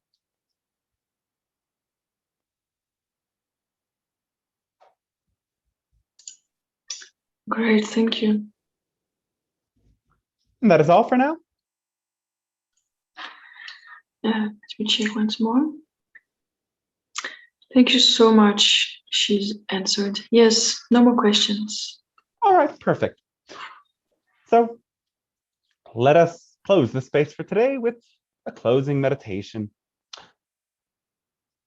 Closing your eyes, sitting up nice and tall, either having your legs crossed or your feet firmly against the ground. You are seated in a chair. From your heart, picture great roots of light that grow down through your body and stretch out through the base of your spine and through your feet. They travel rapidly down through the earth and wrap around the elements of the earth, the rocks, crystals, minerals, metals, weaving through the roots of the other plants, moving through the streams of water and the magma beneath the earth, reaching all the way down to that solid core crystal of the earth.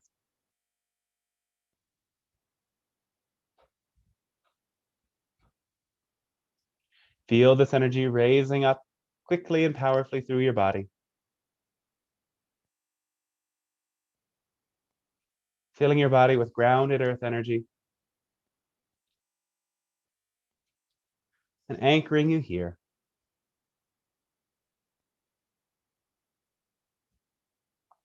Then bring your awareness to your crown chakra and picture a great stream of light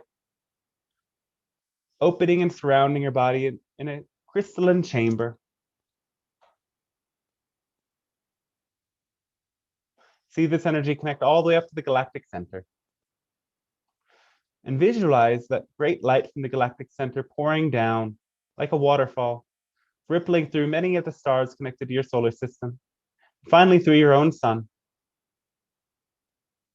Allow this energy to enter through your crown and pour down through your body, lighting up every cell and mixing with the earth energy.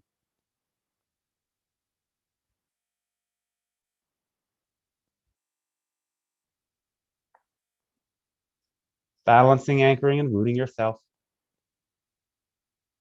and the light and the earth energy together.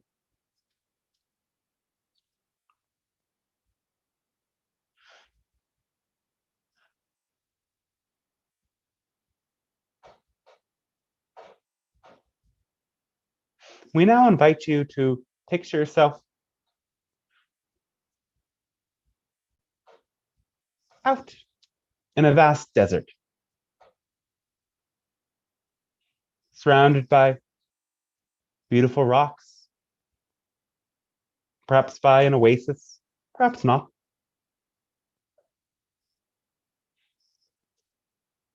Feeling the warmth of the sun beating on your skin, feeling the serenity and the peace of this place.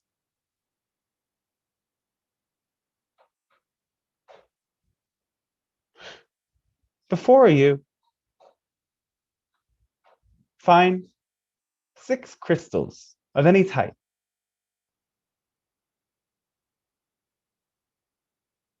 Pick them up and get to know them. Or perhaps they're too large for your hands to hold them all at once, at least.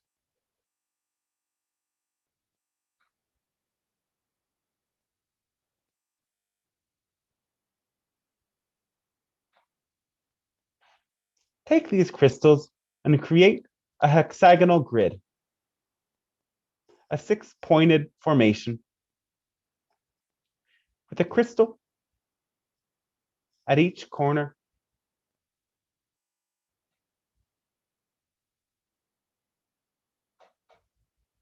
And then find yourself standing in the center of that grid.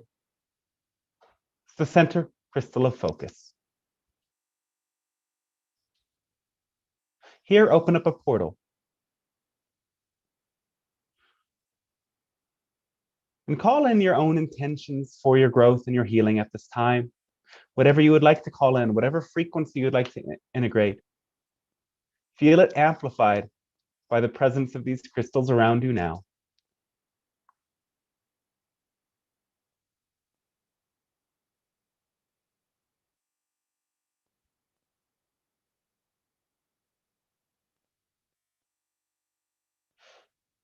Here, standing in this grid, open yourself to your own connections with any of the guides that you would wish to deepen in connection with at this time.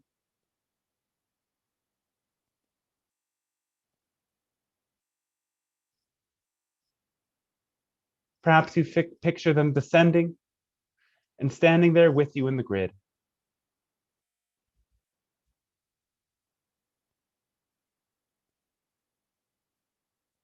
Allow yourself to receive any messages and information from them, to receive the reflections that might support you, and opening yourself more to your own higher self, your own highest potential.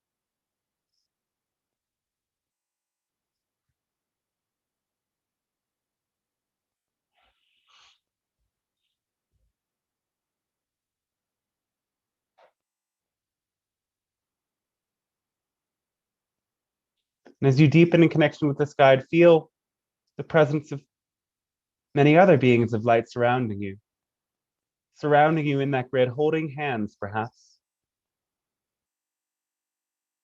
The immense light and love flowing to the center, flowing to you.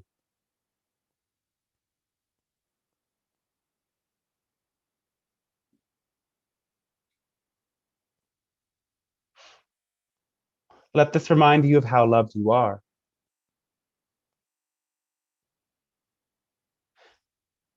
As a being of unconditional love,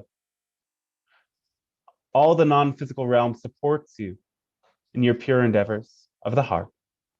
If it is exciting for you, it is ordained, it is meant to be. And you have this much support and more, as long as you support yourself. Let this light pour into your heart to expand it, knowing that you yourself are guides to others.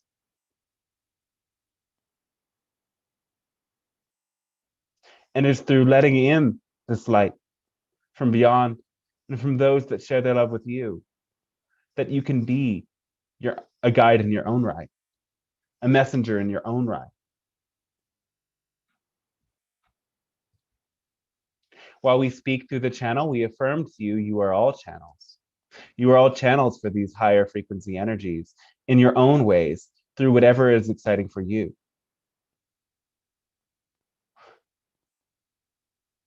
You have come here to raise the frequency of the earth by raising your own frequency. And as you trust you are supported, you can face uncertainty in all the ways it manifests with love. Take any last energy or message you need from this space.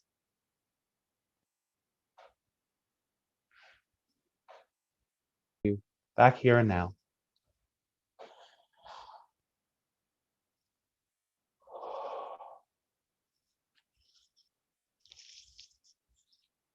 Taking deep breaths in and out and circulating this energy through your being as you land.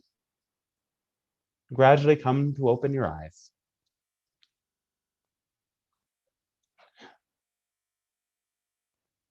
We thank you for integrating these energies and participating in these interactions and welcoming us to your world.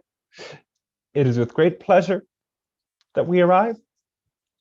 And with great thanks, we reflect to you our gratitude for the support you offer, source and all that is, in your perpetual becoming, in your perpetual integration of higher frequencies of love. We and your other guides are always with you.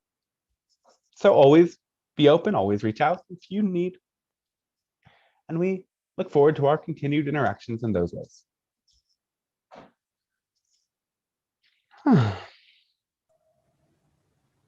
All right. Thank you. Thank you. Thanks, man. Wow. This is awesome. Yeah, and we were full today too. Thank you, Love Dante. that. Thank you. You're Thank so you. welcome. What a wonderful ending. Very Yeah, nice. amazing. Yeah. So before we get all chatty, just reminding everyone, if you want to support these transmissions, you can do that through donation. It helps me continue to offer these and supports this work. So the donation links are there, and I'll post them again in the Zoom chat.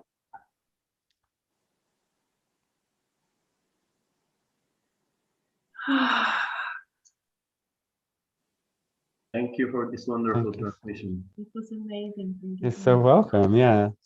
This one felt very like there was a lot of potent things coming through, it seemed. As always. Yeah. Thank you, George. Love to you. Much love to you, So good to George. see you all. So many beings here. Wow. Very quiet and peaceful. So much light Yeah. coming through at the end. Yeah.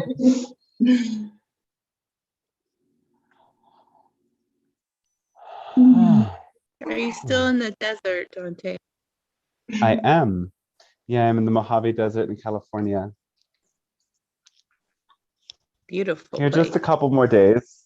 Maybe we can take a peek outside. I need to get outside also. It's windy though. Yeah, this is it. Wow. Oh, wow. Yeah, pretty crazy, right? There's like the most amount of Joshua Where are trees in the you whole world going here. afterwards? Mexico. Back to what feels like home, I guess. These trees apparently take hundreds of years to grow. Back to Philadelphia or Pennsylvania? Mexico. What feels like home is not home. Wow. Yeah. Next. And there's like, it's crazy. Like there's no one here for miles. Like there's a couple people, like I'm on a nature reserve staying with my park ranger friend. So no one's here during the day. I'm just completely alone and it feels good. Well, some days he's here too, but Amazing. Yeah. Wow. It looks, it's very sunny, but it isn't actually hot.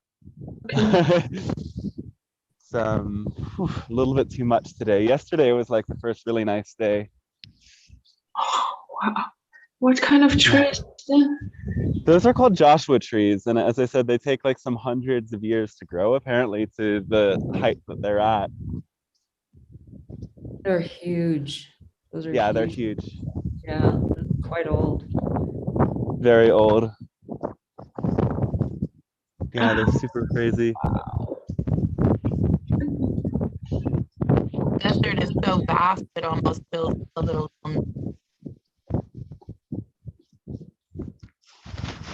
Oh, and there's like a butterfly bush. How are the energies out there, by the way? Peaceful. Chill. A little odd. The desert always has a bit of an odd frequency as well. You know? Okay, I'm going to move on. Bye bye, everyone. Bye Love bye. to you all. Thank you. Bye bye. Yeah, bye. Invite anyone. Oh, it's very windy now. Private chatting session as well. Bye. Bye bye. Love to you, Dante. Thank you. Love to you too. Bye. Bye. Welcome Safe to the travels. butterfly bush. Thank you. Thank you, everybody. Bye, everybody.